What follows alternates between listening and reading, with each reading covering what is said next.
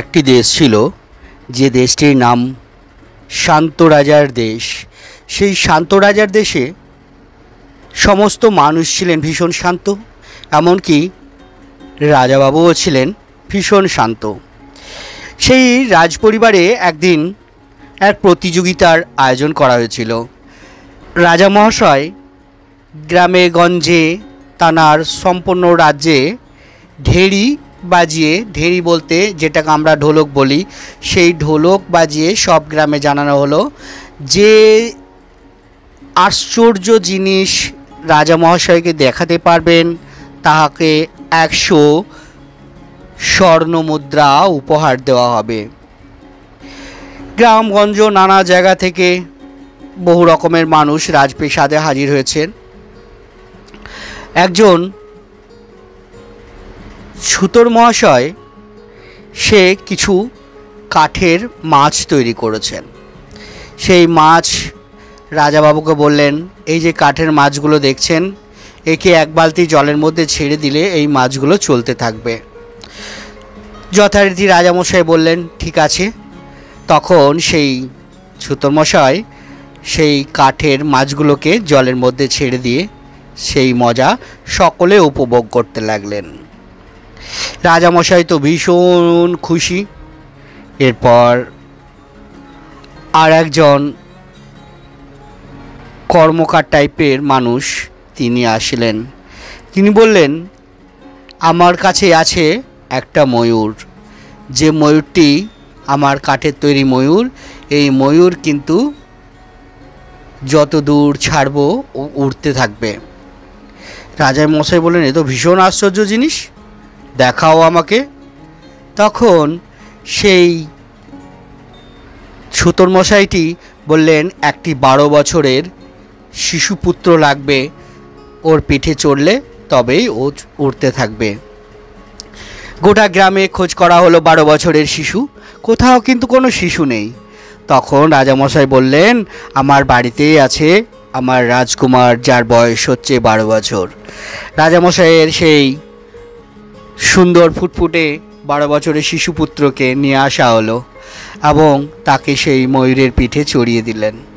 চড়িয়ে দেওয়ার পর রাজামশাইয়ের হাতে আছে সেই ময়ূরের লাটাই আর সুতো নিয়ে উড়তে থাকলো রাজকুমারকে নিয়ে সেই ময়ূরখানি। অনেক উপরে উঠতে থাকে। তখন ছুতোর মশাই বলেন, রাজামশাই আপনার কাছে আমার অনুরোধ, আর সুতো ছাড়বেন না, তাহলে কিন্তু আর ময়ূর ফিরে আসবে না। রাজামশাই তার কথায় কোনো কর্ণপাত না করে ধীরে ধীরে আরও সুতো ছাড়তে থাকলেন। এমন সময় সেই সুতো কেটে গিয়ে হাতের নাগালে চলে গেল। ময়ূর যে কোথায় উড়ে গেল রাজামশাই আর দেখতে পেলেন না। তখন রাজামশাই খাপ্পা হয়ে ছুতোরকে বললেন, এ তুমি কি করলে? ছুতোর বলল, মহারাজ আমি তো আপনাকে বলেছিলাম ওকে বেশি দূর আর ছাড়বেন না। এখন কি করি মহারাজ? যদি আপনার ভাগ্যে আপনার সন্তান থাকে তাহলে নিশ্চয়ই সে কোনো দিন ফিরে আসবে। রাজামশাই সন্তান হারা দুঃখে, সন্তান হারা শোকে রাজামশাই এবং রানী মা কাঁদতে থাকেন। সেই ময়ূর উড়তে উড়তে উড়তে অন্য এক রাজ্যে পৌঁছে গেছে এবং সেই রাজ্যের একজন মালি থাকেন। সেই মালির বাগানে আম গাছের মধ্যে ময়ূরটি সেখানে থামে। রাজকুমার সে তো হীরের মতো চকচক করছে, খুব সুন্দর দেখতে এবং সুন্দর তার গায়ের রং। মালিনী রাতের বেলায় লক্ষ্য করেন যে গাছের মধ্যে কিছু একটা যেন চন্দ্রের আলোর মতো ঝিকমিক করছেন। তখন তিনি বেরিয়ে তার সেই কুঠুরি ঘর থেকে বেরিয়ে সেই ময়ূরকে উদ্দেশ্য করে, সেই ছেলেটিকে, রাজকুমারকে উদ্দেশ্য করে বলছেন, তুমি কে বাবা? যদি তুমি দেবতা হও তোমার পুজো দেব, তুমি যদি মানুষ হও তোমার সেবা করব। তারপর তার কথা শুনে সেই মালিনীর কথা শুনে ময়ূর নিচে নেমে আসে এবং রাজকুমারও নিচে নেমে আসে। রাজকুমার তাকে সব কিছুই খুলে বলল, কিন্তু সে বলতে পারল না তার রাজ্যের নাম এবং কিভাবে সে এসেছে। যথারীতি মালিনী গরিব মানুষ, সে সেই বাগানের ফুলের মালা গেঁথে রাজ দরবারে দিয়ে সেখান থেকে সে কিছু চাল পায়, কিছু আনাজ পায়, সেখান থেকেই সেই মালিনীর সংসার চলে। সে বলল, বাবারে, তুই তো আমার ছেলের মতো, আমার তো কোনো সন্তান নেই, তা তুই কি আমার কাছে থাকবি? রাজকুমার বলল, হ্যাঁ মাসি, আমি তোমার কাছে থাকতে চাই। আমাকে বড্ড খিদে পেয়েছে মাসি, কিছু খেতে দেবে? মাসি সেই রাজকুমারের কথা শুনে তাকে বুকে জড়িয়ে আপন সন্তানের ন্যায় তাকে খাইয়ে দিলেন। থাকতে থাকে দিন, চলতে থাকে দিন, যেতে থাকে। রাজকুমার একটু একটু করে বড় হতে থাকে। তারপর একদিন রাজকুমার বয়না ধরে, মাসি, আমিও মালা গাঁথবো, তুমি একা মালা গাঁথো, তোমার কত কষ্ট হয়, আমিও মালা গাঁথবো। রাজকুমারকে মানা করতে থাকেন মাসি, বলে, দেখ বেটা, তুই যদি মালা গাঁথিস, যদি রাজা মশাইয়ের রাজকুমারীর পছন্দ না হয় তাহলে ভারী সমস্যায় পড়ে যাব রে। আর সেই বাগানের ফুলের মালা দিয়ে ওজন করা হতো সেই রাজ্যের রাজকুমারীকে। রাজকুমার গো ধরে থাকে, বলে, মাসি, আমি মালা গাঁথবো।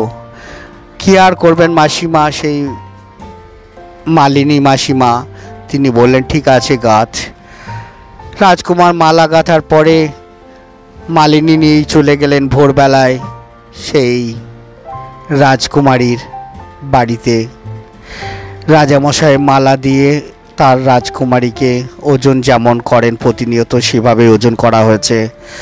তারপর ঘরের ভেতর থেকে তাকে যে কোটোই করে চাল দেওয়া হতো সেই কোটোই দেখতে পেয়েছে আজকে তিনি ক্ষুধে ভর্তি, সেই কোটো চাল নেই। উনি রাগ করে আসতে থাকেন, মনোমেজাজ খারাপ, যে ছোঁড়াকে মানা করলাম তুই মালা গাঁথিস না, সে মালা গাঁথলো, আর এমন হয়তো মালা খারাপ হয়েছে যে রাজকুমারী রাগ করে চালের বদল খুদ দিয়েছে। বাড়ি ফিরে এসে খুব বকাবকি করলো, কি করবি এবার বল, এই খুদের ভাত খা বলে উনি সেই চালের কৌটোটা উল্টে দিলেন। সেই খুদের কৌটোর মধ্যে দেখা গেল স্বর্ণ মুদ্রা। তিনি তো খুশি হলেন ভীষণ।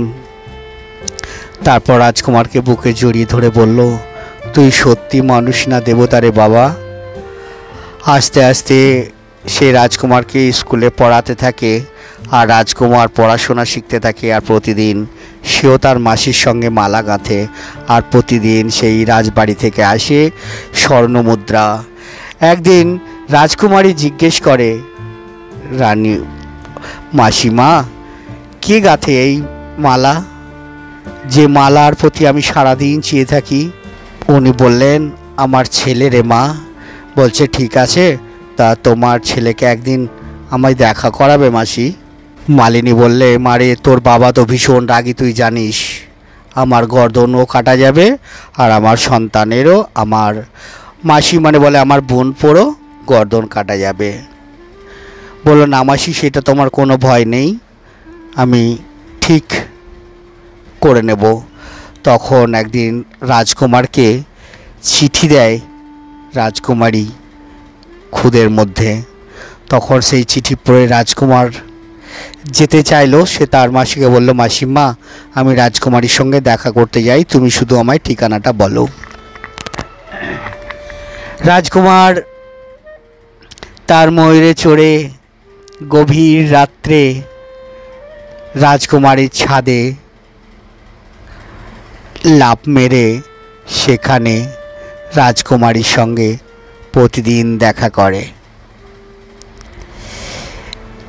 তারা দুজনের প্রেমে মজে গিয়েছে, তাদের শারীরিক থেকে মানসিক মিলন কোনো কিছুই বাকি থাকেনি। আর রাজকুমার যখন যায়